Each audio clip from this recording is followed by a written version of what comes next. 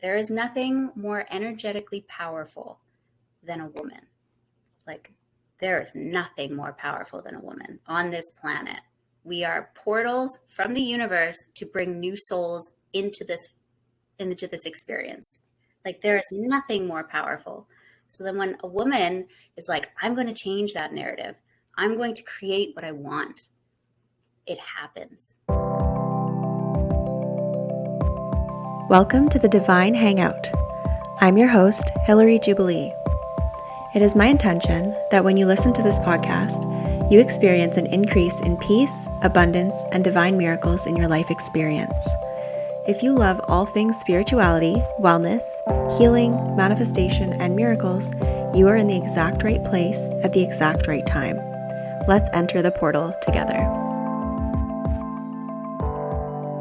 Welcome back to the Divine Hangout. It's Hillary, and today I'm joined by Alexia Maynard. Alexia is a registered nurse with a specialty certification in ER. She's an addictions and mental health nurse, an assisted dying support nurse, a psychedelic RN, and a psychedelic facilitator and guide. Thank you for joining us today, Alexia. Thank you for having me, Hillary. Yay. Okay, so let's dive in with a bit of your background, how you were raised spiritually and how that evolved over time. Okay, well, I wasn't raised spiritually. I was raised in a very chaotic household, diffused with addiction and violence. And so my perception of like normalcy or any of that was just very skewed. Like, I grew up thinking everybody's dad like drank alcohol while they drove and all those sorts of things. And I was never really shown spirituality or religion. It was just really sort of spoken about as something that was negative.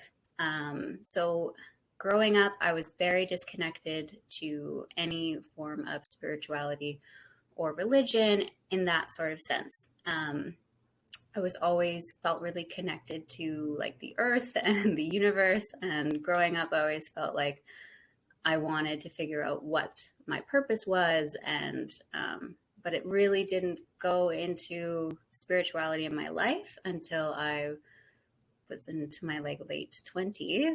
And I started really finding myself. Because of my upbringing, I was very hesitant to look into spirituality or various religions, and I just didn't think it served me.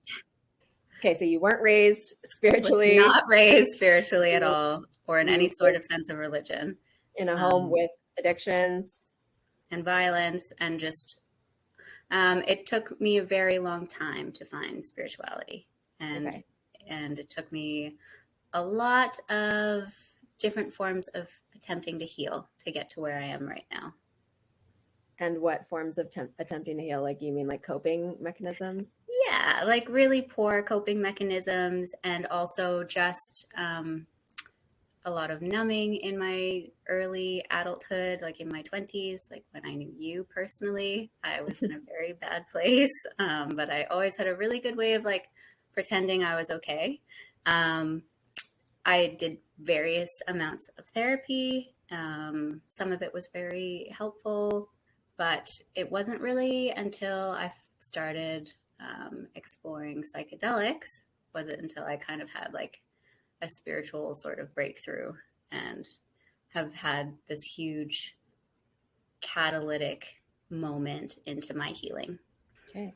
So for the audience, just so everybody knows, Alexia and I used to date back in the day. Seems like a different lifetime. It was a different lifetime. And that in itself is like the perfect example of how my unhealed, unaware self was. And I was so bad to you. And it didn't even register to me like what I was doing.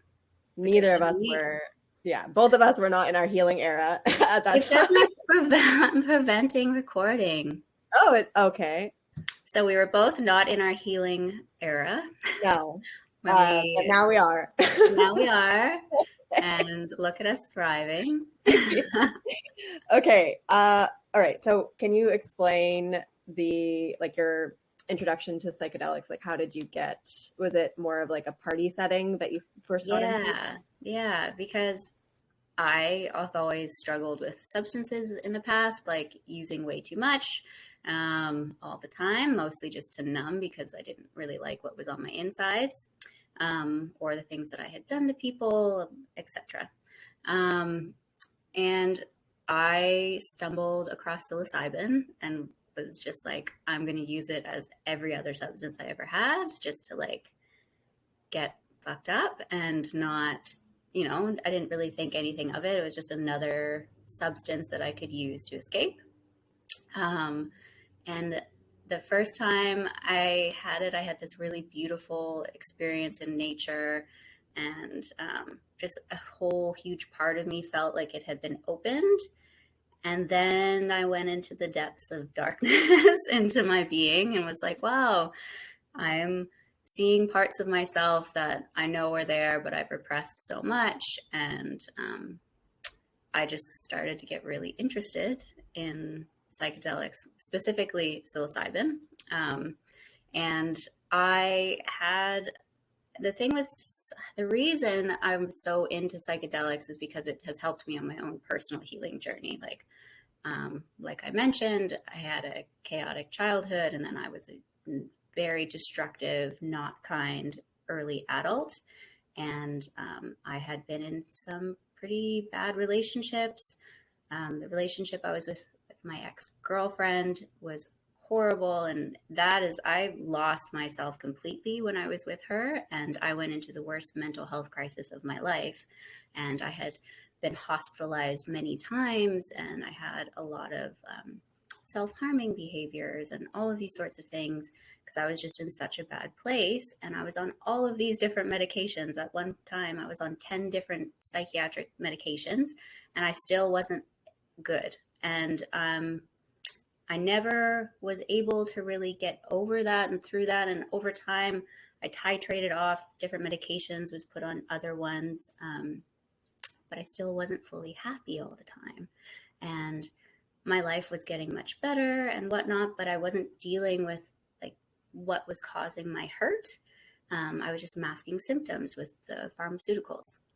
And when I started using psilocybin more intentionally, I was able to really go into the depths of my own hells and unearth like power from that and healing from that. And I was able to get off of my antidepressants, and I'm not on any medication anymore for my mental health, which is like 5 years ago. If you would have asked me that, that would have never been a possibility, because anytime I'd even like changed a medication, I'd end up hurting myself or I'd end up in the hospital. And it was just like, that just was my reality that I thought I was going to be with forever. And the reason I'm so passionate about it and like got into it so heavily is because I saw the change it was evoking in me, and it made me a better person. It made me realize a lot of the bad shit I did to people, and how I used people and how I hurt people. And it just really opened me up to being the better version of myself. So when you first started with them, were you doing full doses then? And like, did you ever microdose, or how did you? Yeah. So when I first started doing it, they were heavier doses. Like if I was going into a dive to go within myself, it was heavy, like 3 or more grams of dried psilocybin. And I would like go pretty deep. And then that is when I experienced massive shift, like massive reflection on my being and who I was as a human being. And just, I don't really know how to put it in words, but it was just this massive change. And then you had all this integration that you had to do after. And a lot of it was very painful. But those, when I started, it was like all fairly big. And then to get off of my antidepressants, I actually microdosed. So I don't microdose anymore. Like I could if maybe I wanted like a little bit of a boost in a day, but like I don't need to microdose every day. but that's what I used to help me get off of my antidepressants. Do you attribute your like the most healing that you were able to do to psilocybin, or did you have other things along the way? Like, did you practice meditation or anything like that? Any other spiritual practices along the way? Yeah. So I actually started meditating before I took psilocybin and all of that. But so I had a meditation practice that I found was helpful. It helped me with my anxiety. I had quite an anxiety issue. So meditation I always found very grounding. And then I went into psilocybin, and then the combination of them two together is just like, it's really good. It's a really good way to unlock your mind and explore it. Um, so meditation coupled with the psilocybin has been something that's been really healing, and a great part of my practice. So now that you're a guide for others going through these experiences, can you describe for people listening, like the benefits of microdosing and then the benefits of doing full doses? Like, what is your experience like of you witnessing other people and in your own experience? Like, what do people get out of microdosing, or what do people get out of doing full doses? Well, so I'd like to preface with I'm not just coming at this as like I'm an expert or anything, but just my own experience and what has been reported and what I've seen and whatever, and through some of the education that I've done. So in regards to microdosing, people have subjectively reported, and a lot of the literature that's out there right now is why some people don't necessarily agree that microdosing has any effect, is because it's all subjective and like that sort of reports. But even in my experience, what it can do is it can elevate your mood a little bit. So microdosing is sub-perceptual. You're not going to have like this visual or glowy sensation that you do with psilocybin at higher doses. That's why it's micro, it's sub-perceptual. But what it can do is, it's been reported, and in my experience as well, it increases your mood. It increases your focus. So if you have, it's also been reported with people who have ADHD that it's an alternative for using like Ritalin or Vyvanse, and it can help with focus. Again, I'm not an expert, but this is just things that I've read and that as I've heard. So that is something that is great with microdosing, is the focus and the increased mood and creativity. Some people really find that that really opens up a creative part of themselves.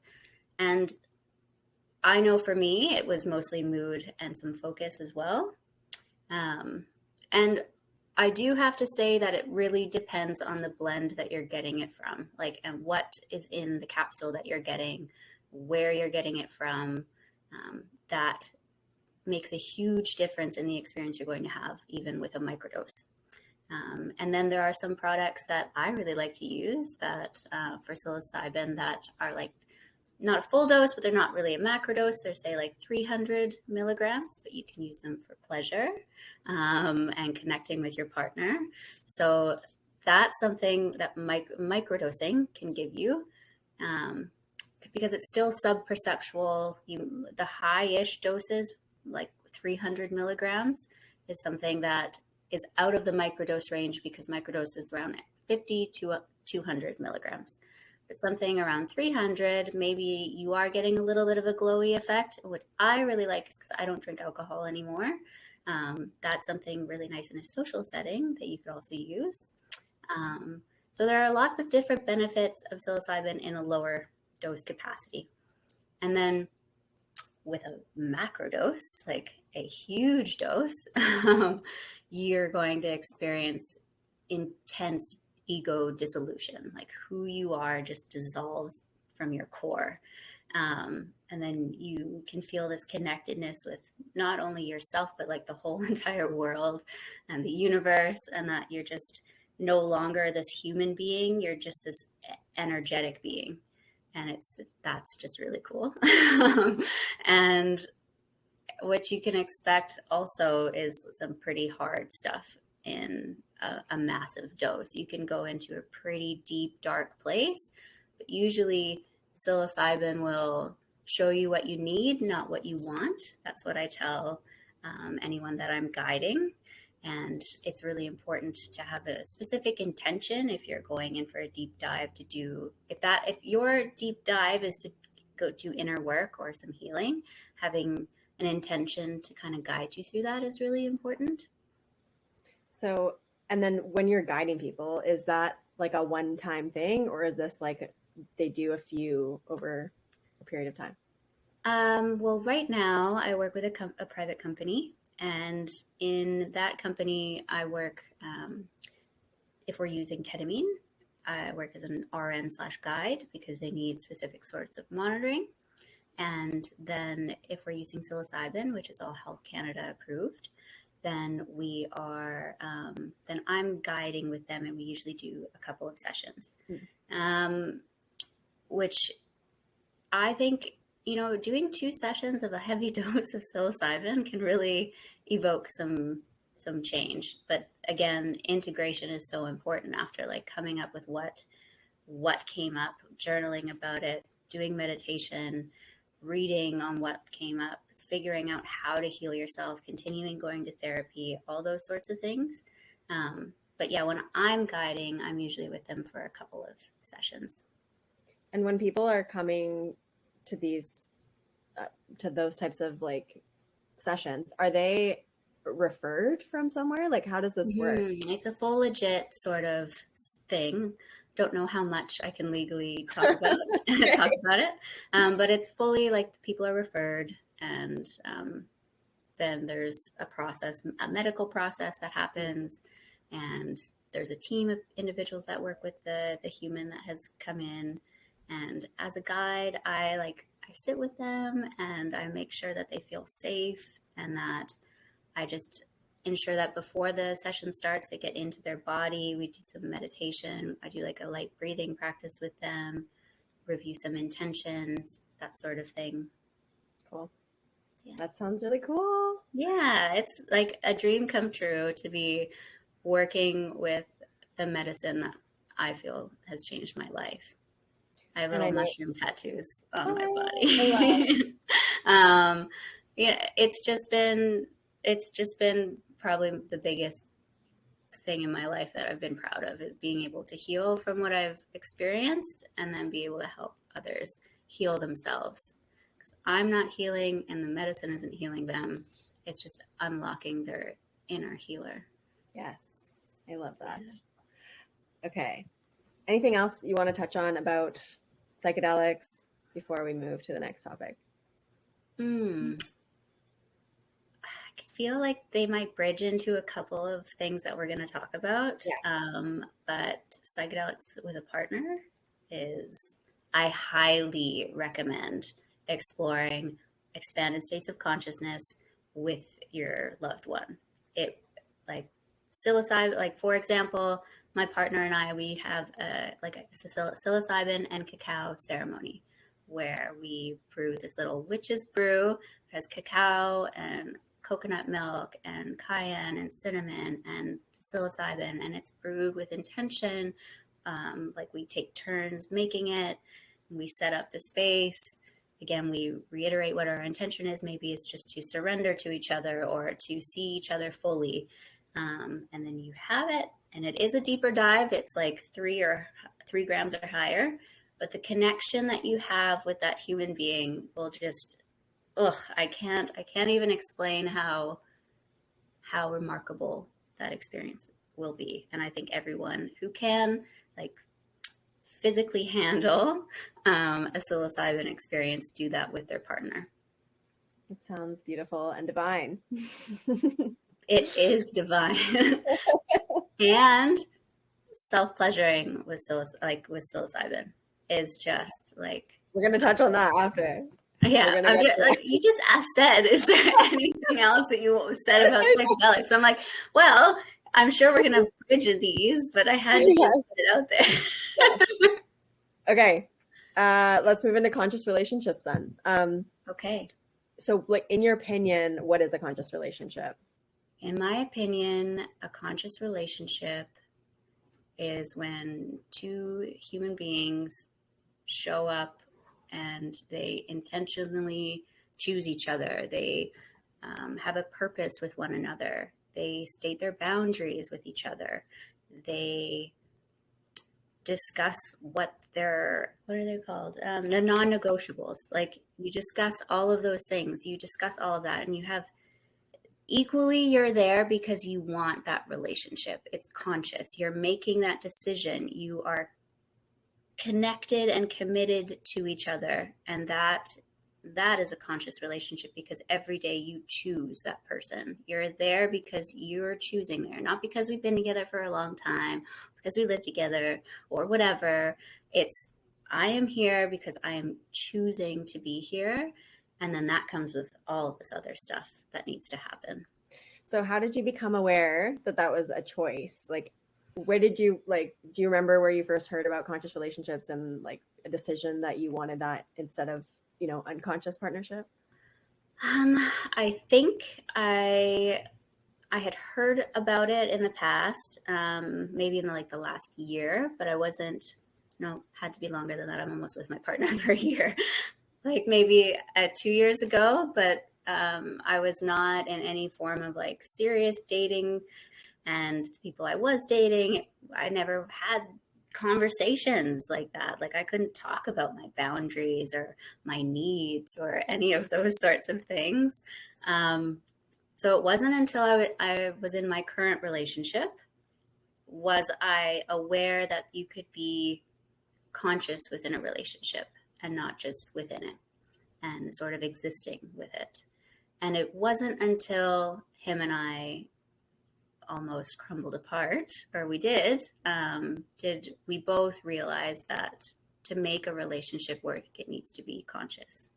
Okay. So you realized, so you like found out about it like partway didn't do it. Okay. I knew it was an option, but didn't practice it because I didn't have people to co-practice. Like, you can't just show and be like, I want to be in a conscious relationship, and then be like, no, nothing's going to happen. You can be conscious as fuck, but if the other person isn't, then it's not going to work. Right. So a couple years, I was like, oh, that's such a great idea. I would love to have that. Didn't have it until my current relationship. Okay. And so you both made the choice together then? Yes. Well, yeah, I would say, I think he was much more conscientious of things than I was, especially like getting into the relationship. He was always really keen on like setting intentions for things. And he's super spiritual. Like, he's way more spiritual than I am. But he's showing me so much, and it's wonderful. But I think that him and I, when we met each other, we were just like, this is my human. Like, oh my God, it's like a reconnecting, a twin like soul found each other again. Like, we just didn't know how to handle that intensity. And we never spoke about our boundaries. We never spoke about like what our non-negotiables are. And we just like dove in head first and like moved in together super quick, not out of like desire, but out of circumstance. But we did things way too quickly, and then we just like fell apart and were toxic, and we just saw the love that we had for each other disappear. And we both decided because that we loved each other so much and that we really wanted a life with each other, that we would take a conscious break and then be coming back into a conscious relationship. And that's kind of what is how I'm in a conscious relationship, is having to go through a very unconscious and toxic relationship with the current person that I'm with. Separate, like, not like we're on a break and we're just going to do other people or go on dating. It was a break to reconnect with ourselves. And then when we got back together, that's when like the conscious dating and relationship started. So do you feel like you did any internal work either prior to meeting him or on that break in particular? Like, were there any practices that you did internally to prepare you for entering a conscious relationship, whether that was intentional or not? Yeah, well, I tried to figure out what my boundaries were. Like, I've never exercised boundaries before. What are those? So when I was on my own, And even before that, I had been really working on expressing my boundaries, but didn't think until this happened was I ever really comfortable with like feeling into that. So I just spent a lot of time by myself when I was in that break. Like I didn't see a lot of friends or do anything. Like I just stayed at home and I really just kind of dug within myself. I did a couple of journeys on my own with psilocybin, and I just tried to figure out what it is I can bring to a relationship, what it is that I want from the relationship, what my boundaries are, what my needs are. And I just tried to figure all of that out on my own. And also just had a massive self-reflection time where I was just like looking at my behaviors as a human being, not only with him, but within the past, and being like, okay, this is how I'm acting, and this is how I see how it's contributing to my demise and my relationship's demise. So there was a lot of meditation, there was a lot of reflection and journaling. So yeah, that's kind of what my practices were, and then just really trying to tap into what it is I wanted. So do you think an element of conscious relationship is being aware of like your own subconscious programming and your own patterns, and Oh yeah. being really upfront about that, and kind of, I guess, each person has to be aware of their own so that they can like equal amount of work on yourself, correct? Absolutely. Each person has to be super self-aware. And the thing is you also, we found, is you have to fill yourself up first. Like you have to fill up your cup before you can pour into the relationship's cup. And so if you're not doing that self-work and you're not fulfilling your own basic needs, then you're not going to show up in your best way for your partner. So we both also realized that we weren't doing the things that we needed to do for ourselves, and we stopped doing our self-work. Like we stopped our daily practices of like meditation and breath work and all of these sorts of things when we were together. And that also was a huge part of our problem, is we weren't being true to ourselves. So you need to be self-aware. You need to know what you need. You need to know also what your triggers are. You need to know what your problem, like him and I are so triggering to each other and that evokes so much healing and growth for each other, but you need to be aware of that. And I think being in a conscious relationship, maybe you won't always know what your triggers are going into it. But when you're in it and something triggers you, or you get heated, or there's a moment within that conscious partnership, that's when you kind of be like, oh, okay, this is a trigger. Like this is something that I need to work on, or this is something that's deep rooted in me that I didn't realize was such a problem.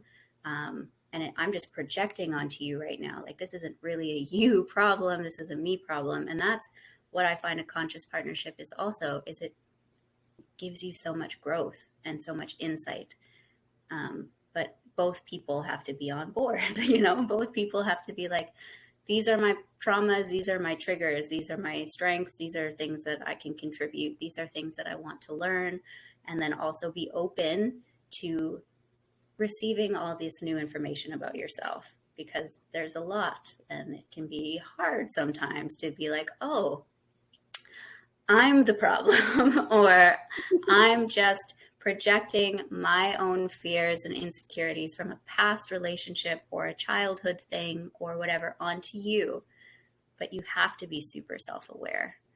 Yeah. And it's super challenging, but it's so rewarding.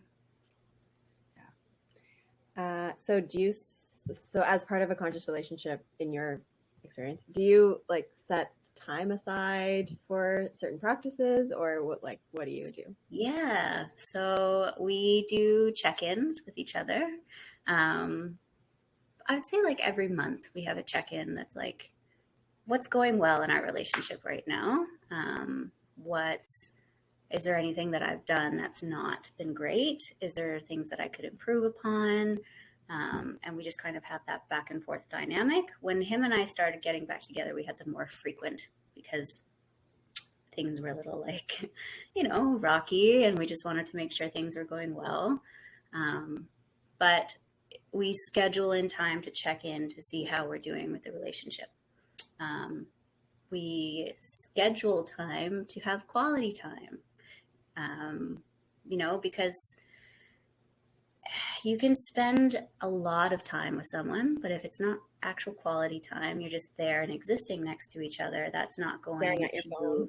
yeah, it's not going to garner or cultivate a connection. You're just there with each other. So if you schedule in, like, on Saturday at this time, we are spending time together, and that time isn't like watching TV together. It's like having deep conversations with one another, or like laughing and doing something fun and playing and that sort of thing, or exploring something new sexually, like just scheduling in time that's intentional. Also scheduling in time to talk about things that are not ideal, because if you come at someone and say, like, this is bothering me, but it's like in the middle of their day and they're at work, that is not going to be received well. And then that's just going to antagonize and make your emotions more inflamed. So scheduling in like good stuff, but also scheduling in bad stuff. If something's not going well for you, it's just having the tact to say, hey, I am not dealing with something that happened well, or I didn't like the way that you and I talked. Can we schedule a time, either today, tomorrow, whenever, sometime soon, that we can have a conversation about this? Which is something that I've really had to learn to do, instead of just attacking and being like, hey, I'm mad at you. But scheduling in all that shit is so important for the relationship to work. Beautiful. How did you meet your partner? I met him at Base Coast. Oh, nice. Yeah, I met him at Base Coast. One of his friends was camping across from my girlfriend and I that we had met there, but he was like such a nice guy. His name was also Brian. And then we hung out with him, and that Brian invited my Brian over. I was like, you got to meet these girls, blah, blah, blah. And my Brian was like, no, I don't really care. Somehow he came over to the campsite and I met him at the campsite, and like we had a really interesting interaction. My hair was like all over the place because it was like day 3 of the festival, and I was wearing this over baggy shirt. And I remember seeing him like just sitting there, and I was like, oh my God, I look like this in front of this guy. And then during the day we kind of like hung out a little bit, totally just friendsies, and like went to some of the music at one of the, I don't know, one of the stages, and like danced a little bit, but again, totally friendly. And then I slid into his DMs after, because I never saw him again, and I was like, I'm attracted to this guy. So I slid into his DMs after Base Coast. Do you feel like you did any I'm just trying to, okay, so in your adult life and your history of relationships, like, do you feel like do you attribute like your psilocybin and meditation, all that stuff, like those are the main healing practices? Like, I'm just wondering if there's something, if there was any programming that you became aware of and were able to shift a belief or a perception along your history of relationships, because like I know that it wasn't ideal when like you said at the beginning of your relationship with Brian, it was not conscious, and then it fell apart, and then now it is. So but I'm just wondering if, like, to manifest him into your life, if there was something about beliefs about partnership that you changed that you know of. Not consciously. I think that when I had met my current partner, I had been in a string of like relationships and dating scenarios where I was just essentially only valued for specific reasons. And I was only valued if, like, one person told me that he wouldn't love me if I couldn't get pregnant, so he dumped me. Months after he had already fallen out of love with me, but he just liked having me around because I was hot, and that he just, so, or I had someone like again, it was a lot about my appearance and never really about who I was. And then so I had said I to myself and had thought about this and like written it and journaled about it and was like, I don't want to be with someone again until they like love all of me. And I didn't really like do much work on that, but I had kind of just had said, I'm not looking, like I'm not dating, I'm not going on a dating apps, like I'm not going to say yes to dates, like I don't want that until like someone comes into my life that loves all of me. And I just like, which is the newest thing for me because I would always go on date. Like I'd break up the next day, I'd be on Tinder. Like, you know, I would just like, I need that validation. But then I had like said that and it was like the universe was like, okay. And then boom, he was there. I was just like, wow, this is quite the turn of events. That's giving me goosebumps because that's like everything you're saying is a mirror to what I did. It's an energetic decision. And I had the same thing. I was constant validation from men mostly, just needing the validation and the attention, and feeling like men only wanted me for one thing and because of my appearance and like, yeah, just the pattern of needing the validation and then that being reflected by them only wanting me for that one thing. It's like because I'm coming at it from like a needy energy. Yeah, like that's the energy you're putting out, and they're just gonna give that back to you. Yeah, like the universe is exactly. like, okay, if that's all you think you're worth, like there you go, facts. Exactly. And I did the same thing. I was like, I'm not looking. I'm not going on dating apps. I'm over it. I'm not searching. I'm good. I'm going to do me. I'm good. Like, just going to sit back here. Like, I'm not committing to anything. I'm not chasing unless it is I wanted an undeniable spiritual connection. Oh yeah. And I was like, I'm not settling anymore. Nope. And I just like made that decision and stopped with like the situationships and all this. And literally 4 weeks. And this man just pops into my DMs. Yeah, there you go. Like that is the power of a vision, and like saying your vision out loud or writing it or just declaring it in some way that it can be picked up. Like you can think like, oh, I don't like the way I'm being treated, or you can have this inner narrative, but if you don't express what you want to change and you see that vision, like then the universe is just going to keep giving you what you're putting, like how it's a mirror, like, you know, if allowing. Yeah, exactly. And, you know, it's a super hard cycle to break, especially, you know, whatever situation you've grown up in or in whatever way that you feel, like the way that society has programmed you to need this validation and that you can only offer so much to someone and people are going to love you only for this reason or that reason, etc. Breaking that narrative or that societal script, it's just, you know, I also had people like when they were with me, they're like, oh, I don't like how much you show your body, or, you know, just how open sexually you are. And it's like, okay, well, I don't want to be with someone who wants to cage me. Like, I want to be with someone that fucking celebrates who I am and sexual liberation. And then that here is my partner. Like, he is like the most accepting and celebrating of who I am as a woman and all things that come from that. But again, until I said, or like declared it, I said it to a friend, like, I don't want to be with anybody unless they completely embrace who I am. And then boom, boom.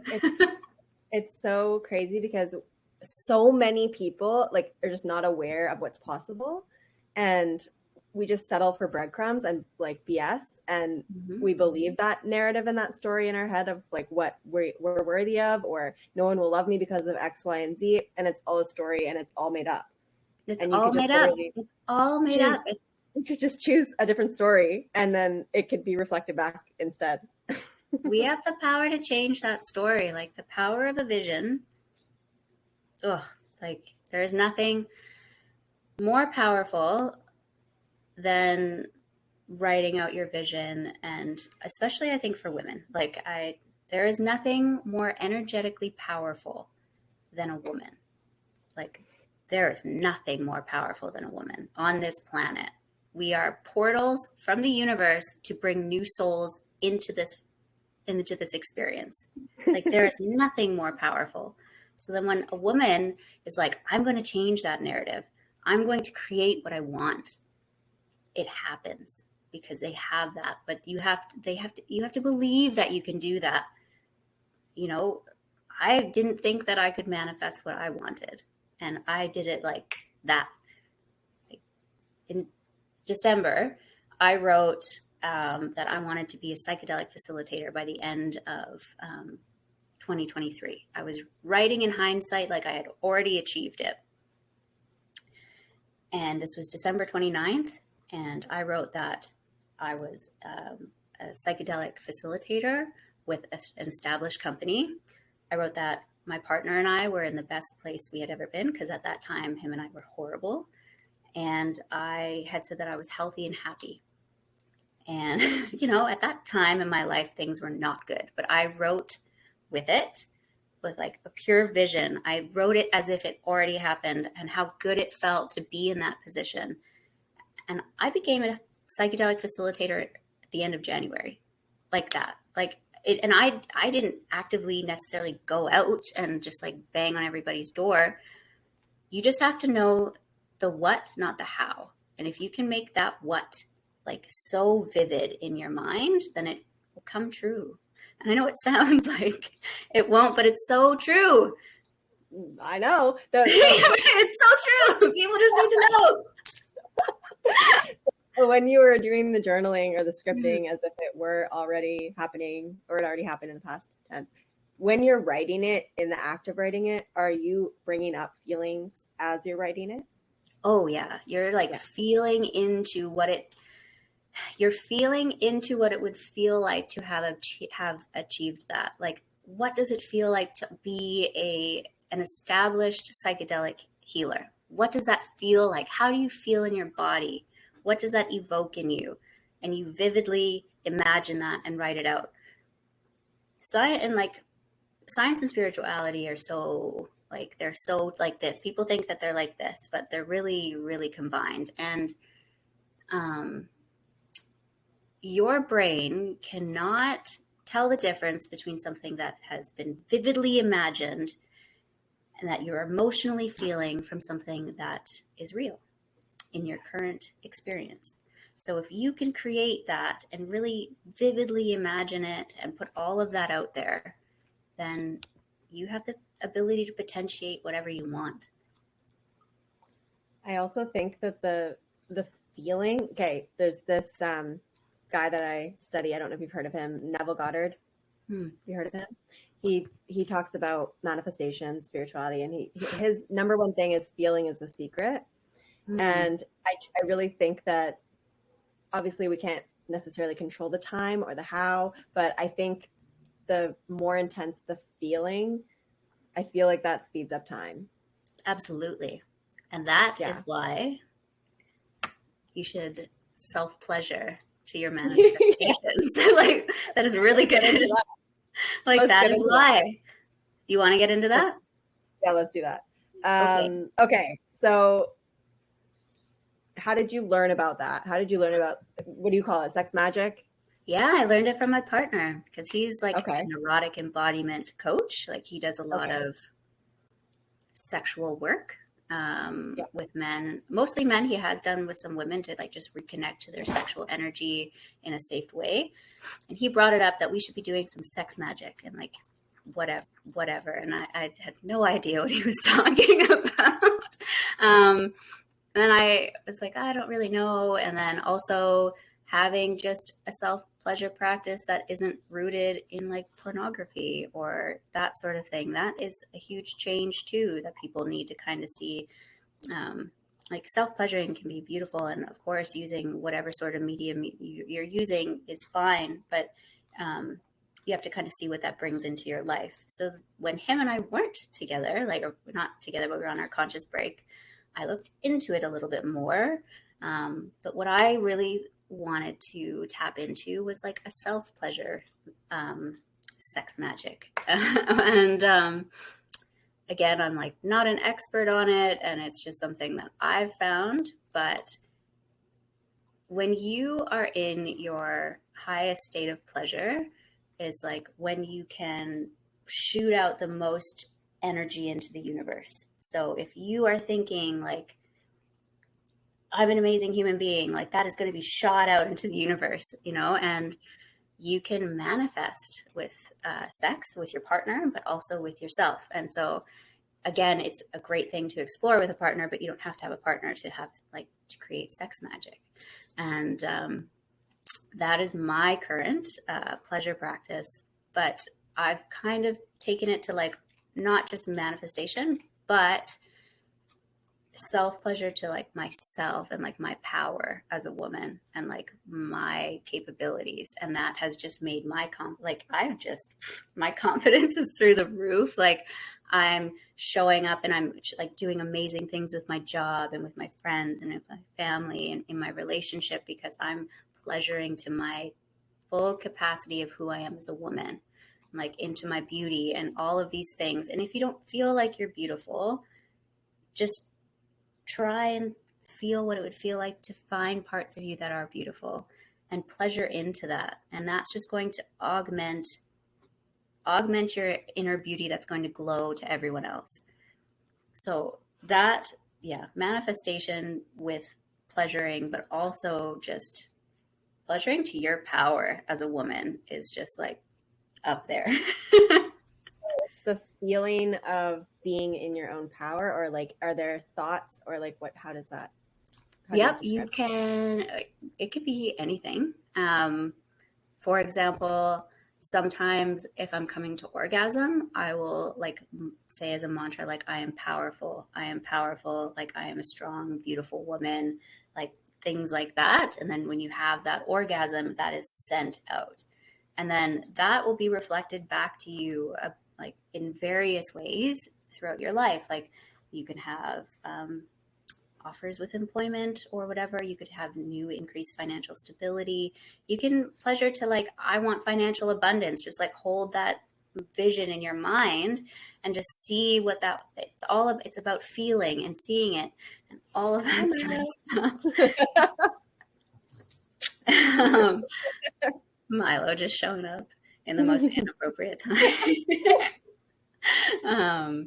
But yeah, you can just hold whatever vision it is for you. Like if you want to feel more secure in who you are as a woman, pleasure to your power, like pleasure to who you are. Because again, like I said, there is nothing more powerful than a woman. There is nothing more powerful. So if you shift that narrative to like, I am beautiful, I am powerful, I am smart, I am kind, like all of these things. And maybe you don't feel like you are, but if you self-pleasure to that, again, that energetic mirror is going to come back. That is so powerful to think, to use it with affirmations, because I've never thought of doing that before. I've thought of like a vision of something you want to create, but it's kind of like your concept of yourself and affirming who you want to be. Absolutely. I love that. Yeah, saying it as you're like coming to orgasm. Like it is like a crescendo of wonderful, like I don't even know how to fully articulate it properly, but I highly suggest it.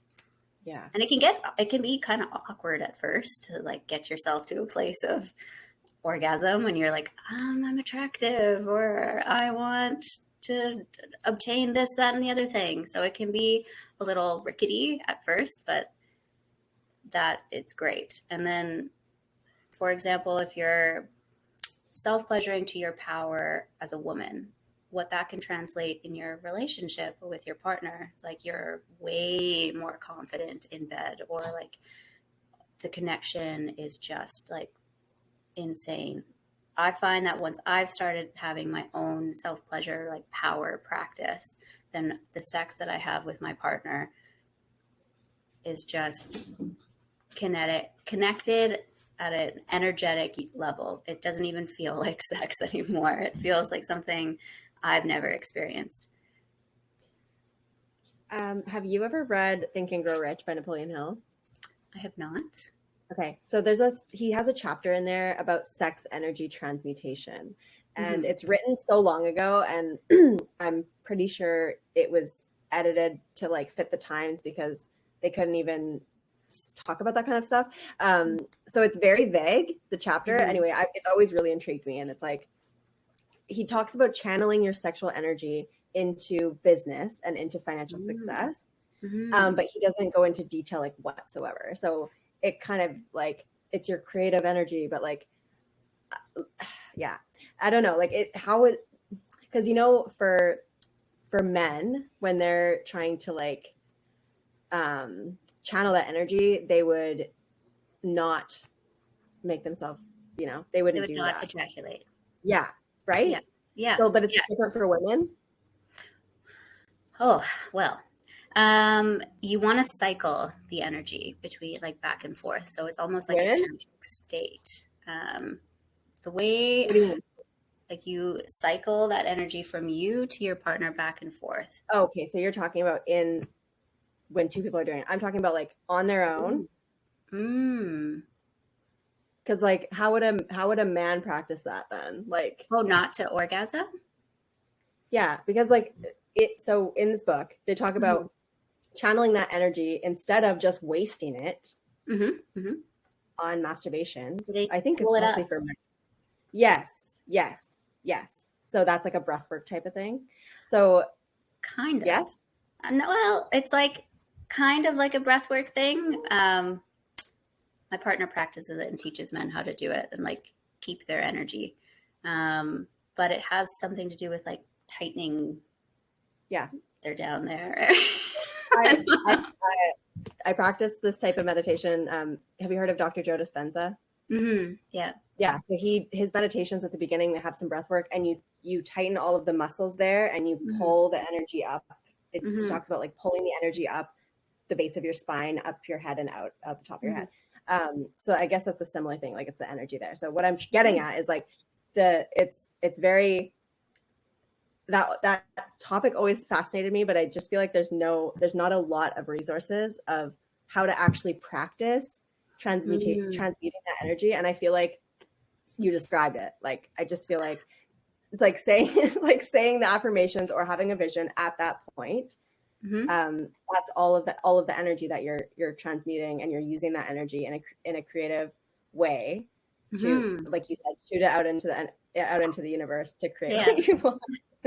Yeah, you're just going. And I don't know. Again, this is like just from my own personal experience. Like I'm not well read in this area, and I haven't taken any courses or anything. It's just like something that I've played around with, literally and figuratively.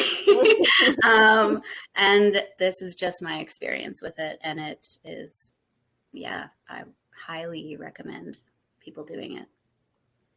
So just to finish that thought, so like for men then, like, is it different with the like using that as a creative practice then? Because no, I think, well, I don't know if they would finish or not. I think no, I think not. I feel, again, you want to they would cycle that energy within them. Yeah, but I don't know how men do it. I think, because when men do finish, that is a huge energetic loss. So keeping that energy inside through cycling it, whether like you're getting close, but keeping that energy inside and then holding a vision, that probably is something that would work. My partner would know more than I have no idea. But that just is that's what I think what would happen is it would just be a continuous cycling of energy within the self while holding a vision. So interesting. Hey, that's exciting. Okay. Exciting. Do you feel complete on that subject? I think so. I think I feel complete on that subject. I think. Okay. Do you know of any books on conscious relationship? I don't know any books, Milo. I don't know any books on necessarily on conscious relationship, but one book that I think is great for relationships in general is The Ethical Slut. And it's based on for polyamory. However, and that's kind of where my partner and I came from. Like we were both like, we're going to be polyamorous. And then we met each other and we're like, oh my God, never mind. But there's some really great exercises in there. And there's some things that are really, because if you're in a polyamorous relationship, you need to be quite conscious about it to not hurt people. And that's why it's called the ethical slut, so that you're not hurting anybody in this type of relationship. However, a lot of the stuff that they have within it, if you weed through some of the sex and stuff, has great conflict resolution strategies and just things about how to express your boundaries and needs and prevent antagonizing your partner. In this circumstance, it's partners, but it's transferable to all types of relationships, I think. So that's a really good one. And I've learned a lot about how I communicate and how I could have improved as a partner through that book. Beautiful. Do you have, is that your main book that you recommend, or do you have a book that changed your life other than that? The Untethered Soul changed my life. Good one. Completely changed it. And I've reread it multiple times. So good. Yeah. I also really liked the Buddha's Brain. That's a good book. It's a little less The Untethered Soul is you're really in there deep, and you're just it's a little bit of a lighter version of that, and it is more kind of on relationships too. Like the Buddha's Brain, it's all kind of about connection and love. And I actually read it because this guy broke my heart. So Buddha's Brain helped me kind of see things differently. And then The Untethered Soul was the catalyst for huge change. Yeah. Beautiful. Okay. Any final messages on any of these topics that we discussed before we wrap it up? Oh, so many things. Psilocybin's not for everybody, but for a lot of people, it can do a lot of great things. Conscious relationships are the best ones out there, but they're most difficult, but the most fruitful. Like I said, there's nothing more powerful than a woman. So taking back your power as a woman, especially in society, feeling comfortable to do so, playing into that feminine part of you, one of the best things you could ever do in your life. And yeah, I think that's really it. Lovely. Okay, so if people want to connect with you, can they find you on Instagram? I'm on Instagram. My thingy is at Fire Fairy. So FireFaiiry, I think. I'll link like it fairy below. Double eyes, like the double eyes in the fairy. So that's how you can contact me. It's not like I have any other sorts of websites, or I'm not going to give my number. Random people send me a text. They can DM you if they want to ask. Yeah, you can DM me anytime. Okay, sweet. Well, thank you for coming on. It's been beautiful. It's been so great catching up with you, talking with you, doing all this stuff with you. Thank you for having me. Beautiful. I hope you have a lovely evening, and thanks for listening, everybody. Thank you. Bye.